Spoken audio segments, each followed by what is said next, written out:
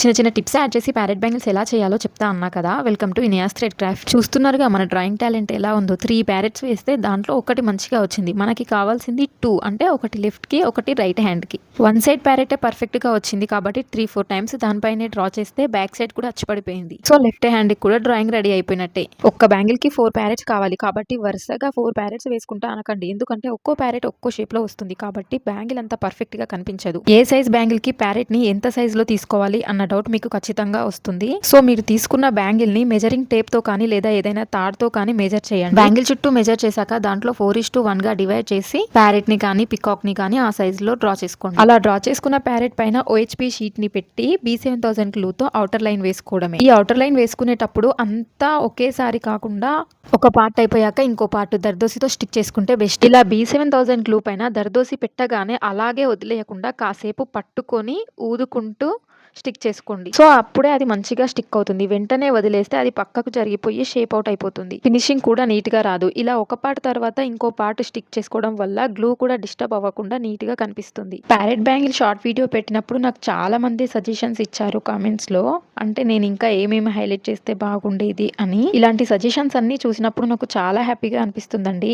మీరు పెట్టే కామెంట్స్ అన్ని చూస్తాను. చాలా వరకు రిప్లైస్ ఇస్తాను. కొంతమందికి రిప్లైస్ ఇవ్వను, ఏదో ఒక వీడియోలో మెన్షన్ చేద్దాంలే అని. సో అందుకే రిప్లై ఇవ్వనందుకు అస్సలు ఫీల్ అవ్వకండి. ఈ బ్యాంగిల్ విషయానికి వస్తే మీకు బాగా ఇంట్రెస్ట్ అండ్ ఓపిక ఉన్నప్పుడు మాత్రమే ఈ బ్యాంగిల్ స్టార్ట్ చేయండి. ఎందుకంటే ఈ డిజైన్ చేయడానికి చాలా టైం పడుతుంది. అలాగే మెడల్ కూడా చాలా నొప్పి వస్తాయి. సో ఫుల్ ఇరిటేట్ అయిపోతాం అనమాట. నేను కూడా మీలాగే ఈ ప్యారెట్ అండ్ పికాక్ ఆర్డర్స్ ఎప్పుడెప్పుడు వస్తాయా, ఎప్పుడెప్పుడు చేయాలా, ఫుల్ ట్రెండ్ అయిపోతున్నాయి అందరి ఛానల్లో. మన ఛానల్లో కూడా ఈ వీడియో ఎప్పుడు పోస్ట్ చేయాలా అని ఉండే. ఫైనల్ గా చేసేటప్పుడు తెలిసింది దీని వెనకాల ఎంత కష్టం ఉంటుందా అని. ఈ కష్టం అంతా ఎవరు చూడకుండా బార్గెనింగ్ మాత్రం నెక్స్ట్ లెవెల్లో చేసేస్తారు. బ్లౌజెస్ పైన మగ్గం వర్క్ వేయించుకోవడానికి ఎన్ని వేలైనా పెట్టేస్తారు అస్సలు ఆలోచించకుండా. మరి ఆ మగ్గం వర్క్ లాంటిదే కదండి ఈ బ్యాంగిల్స్ డిజైన్స్ కూడా.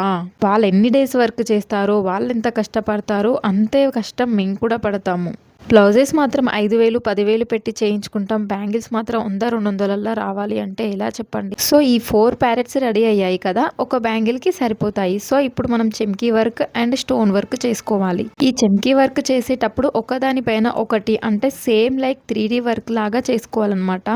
విడివిడిగా పక్క పక్కన పెట్టకూడదు. ఒకదానిపైన ఒకటి ఆఫ్ వచ్చేలా పెట్టాలి. అప్పుడే మనకి పర్ఫెక్ట్ గా నీట్ గా మంచిగా ఫినిషింగ్ కనిపిస్తుంది. నెక్స్ట్ సెరామిక్ గోల్డ్ డ్రాప్ తీసుకున్నా. దీని ప్లేస్ లో ఇంకా స్మాల్ సైజ్ తీసుకుంటే బెటర్. ఎందుకంటే ఇది స్టిక్ చేయడం చాలా కష్టమైంది, కొంచెం హెవీగా కనిపిస్తుంది. సో ఇలా స్టోన్స్ అన్ని స్టిక్ చేస్తుంటే లైన్ గా పర్ఫెక్ట్ గా స్టిక్ అవుతుంటే భలే అనిపిస్తుంది కదా. మీకు కూడా ఎప్పుడెప్పుడు చేయాలి అనిపిస్తూ ఉంటుంది కావచ్చు. నాకు కూడా షార్ట్స్ అండ్ రీల్స్ లో చూసినప్పుడు అలాగే అనిపించింది. ఎందుకంటే వాళ్ళు వెనక కష్టం పెట్టారు కదా, వీడియో కోసం ఓన్లీ పర్ఫెక్ట్ గా వచ్చింది మాత్రమే పెడతారు. సో ఫస్ట్ నేను కూడా ఈ క్లిప్ ని డిలీట్ చేశాను.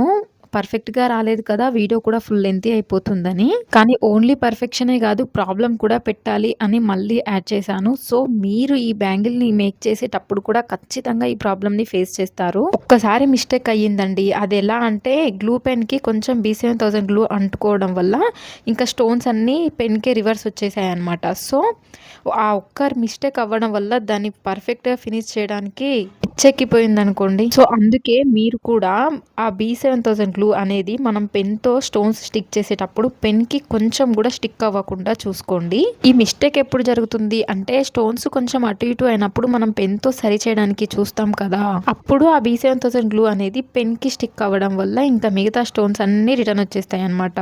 ఇలా షేప్ పర్ఫెక్షన్ చేసేటప్పుడు మీరు పెన్ని కాకుండా వేరే ఇంకేదైనా యూస్ చేస్తే బెటర్. అంటే B7000 గ్లూకి క్యాప్ వస్తుంది కదా, అది సన్నగా ఉంటుంది, అదైనా యూజ్ చేయొచ్చు. లేదంటే కటర్, సీజర్ ఇలాంటివి కూడా యూజ్ చేసుకోవచ్చు అనమాట. ఈ వీడియోలో ప్యారెట్స్ ఎలా చేసుకోవాలి అనే వరకే చూపించానండి. మిగతాది వీడియో తీసుకోలేదు, ఎందుకంటే అది మిడ్ నైట్ వర్క్ చేశాను అనమాట. 1:30 అలా అయ్యింది. ఇంకా మీకు తెలిసిందే కదా, వీడియో తీయాలంటే బ్యాక్గ్రౌండ్ కానీ లైటింగ్ కానీ అన్ని పర్ఫెక్ట్ గా ఉండాలి. లైటింగ్ సరిగ్గా లేకపోయినా, బ్యాక్గ్రౌండ్ పర్ఫెక్ట్ గా లేకపోయినా వీడియోకి అసలు రీచే ఉండదు. ఇంతవరకు పర్ఫెక్ట్ గా చేసుకున్నా చాలండి. నెక్స్ట్ ప్రాసెస్ అంత హార్డ్ గా ఏం ఉండదు. ప్యారెట్స్ అన్నిటిని మంచిగా కట్ చేసుకోవాలి నీట్ గా. బ్యాంగిల్ కి లైన్ గా స్టిక్ చేసుకొని క్లిప్స్ పెట్టుకొని ఓవర్ నైట్ వదిలేస్తే చాలు. దీంట్లో ఎక్కువ ఎక్కువగా హార్డ్ అనిపించేది దర్దోసి వర్క్, డయాగ్రామ్ అండ్ స్టోన్స్ పర్ఫెక్ట్గా స్టిక్ చేయడం అనమాట.